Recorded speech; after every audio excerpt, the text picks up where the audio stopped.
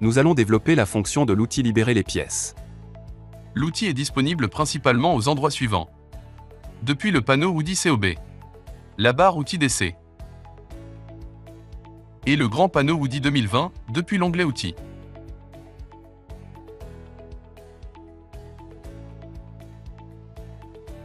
Libérons le pièce. Nous pouvons dorénavant sélectionner chaque pièce bois, puis entrer dans le composant par double clic, et les modéliser. Nous pouvons également les dupliquer et façonner par l'intermédiaire des outils Woody. Nous avons, grâce à Libération des pièces, toute la possibilité d'étendre notre créativité.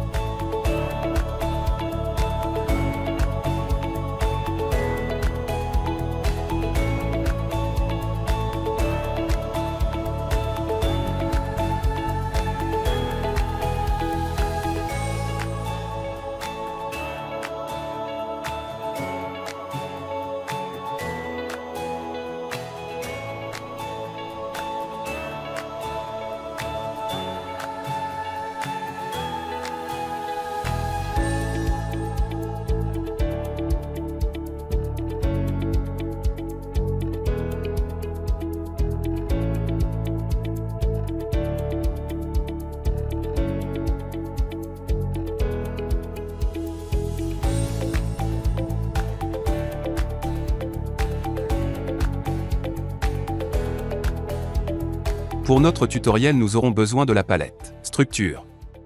Aussi, nous modifions notre plateau personnalisé. Depuis Fenêtre du menu SketchUp, nous cliquons sur Gérer les palettes et ajoutons une nouvelle, celle de Structure.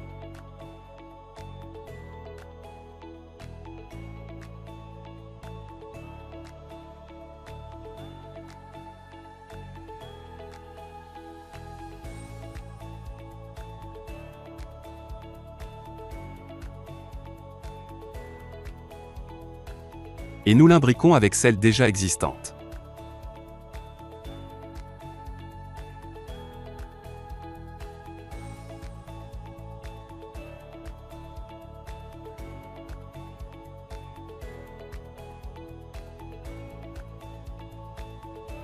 Quatre règles à connaître et découvrir. Nous laissons Lana vous les lire. Première règle.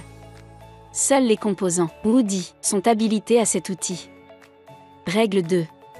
Si le nom d'instance d'un composant SketchUp, non Woody, n'est pas muni d'une double arrobase, le composant SketchUp sera éclaté. En 3. Si un groupe SketchUp n'est pas muni d'une double arrobase, alors le groupe deviendra un composant Woody. Et enfin en 4. Tout composant Woody se retrouvant dans un calque nommé d'une suite de lettres en majuscules, formant le mot plan, sera absent de la liste de débit. Ces règles sont disponibles en PDF, sous la vidéo en commentaire. Ces 4 règles forment des fonctions du même nombre. Nous allons les découvrir.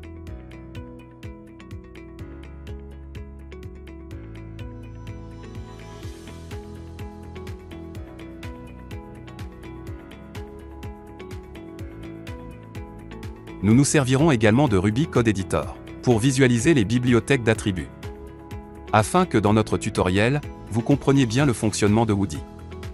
Dessinons un mur.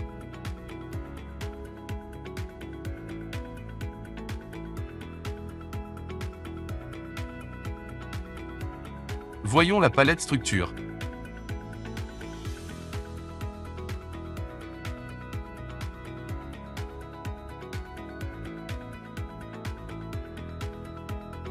Nous comprenons que cet ensemble comporte des composants et groupes imbriqués.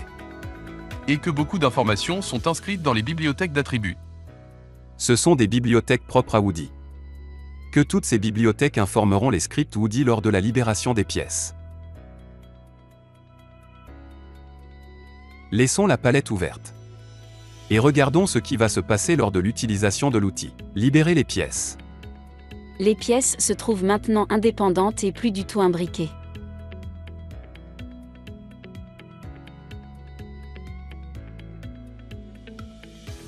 Et chaque pièce sont de nouveaux attributs.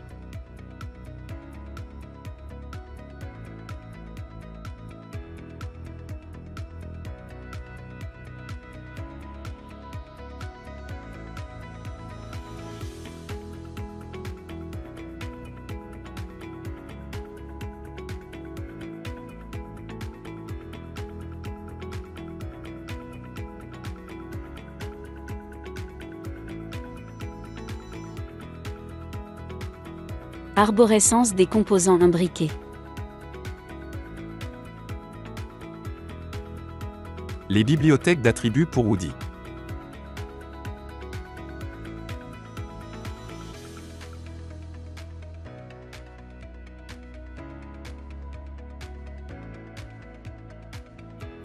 Ces attributs informeront également, lors de l'utilisation numéroter le pièce.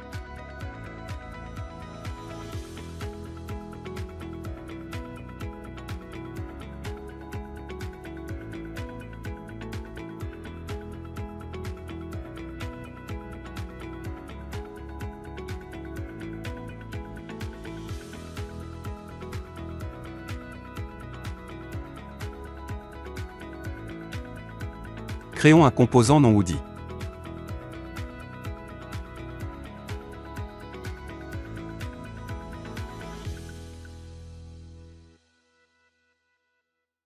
Après libération, notre composant est éclaté. Créons à nouveau un composant avec un nom de définition, précédé d'une double arrobase.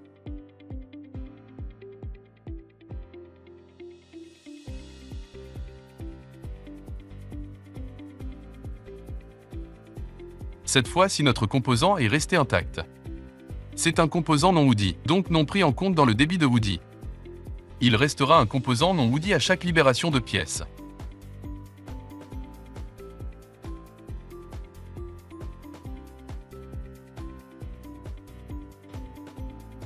Dans cet exemple, nous allons découvrir la fonctionnalité de cette règle. Ici, nous avons des pièces libérées. De cet ensemble de pièces, créons une composant sans double arrobase, qui sera éclatée à la prochaine libération de pièces.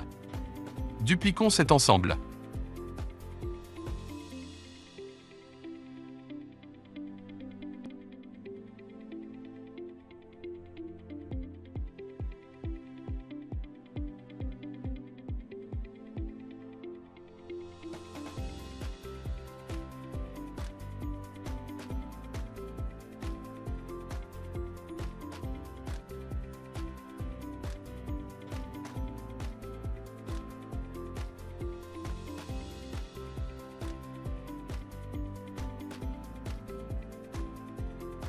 Et d'une simple libération, libérons toutes les pièces.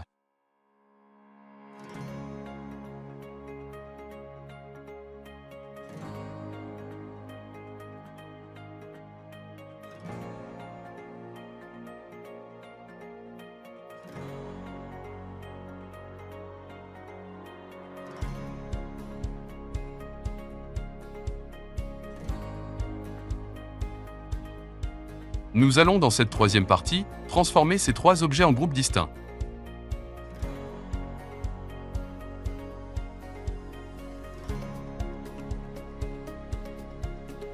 Nous attribuons un nom muni d'un double arrobase à deux de ces groupes SketchUp.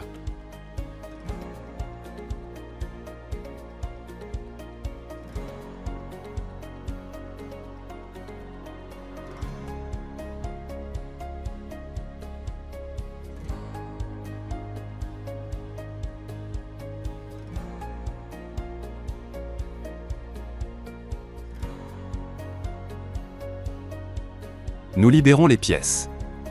Seul le groupe SketchUp exempt de double arrobase s'est transformé en un composant. Un composant Woody. Pour une plus grande visualisation, nous attribuons une numérotation. Et procédons à une fiche débit pour nous rendre compte.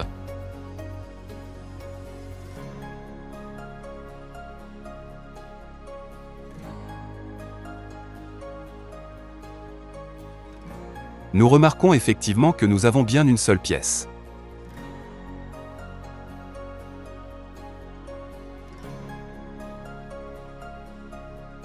Modifions maintenant nos deux groupes SketchUp restants en retirant les doubles arrobases et vérifions à nouveau.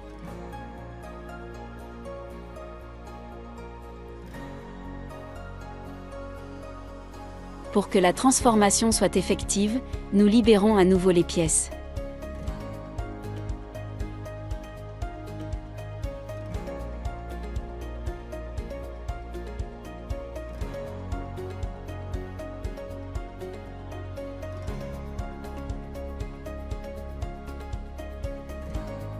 Nos pièces sont dorénavant dans la feuille débit. Nous pouvons ainsi éloigner ou intégrer des groupes SketchUp dans la feuille des débits. Nous pouvons transformer des groupes SketchUp en pièces Woody, et également interdire à Woody de toucher des groupes, représentant par exemple de l'existant dans un projet.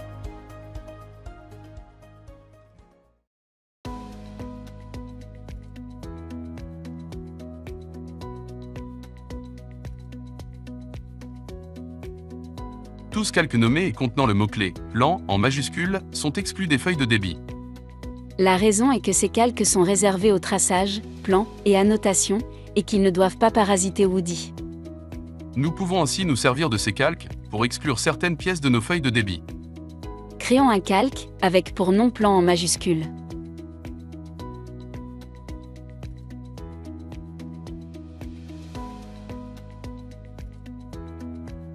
Puis sélectionnons nos pièces et plaçons-les dans ce calque. Toujours utiliser l'outil placé dans Calque du menu contextuel.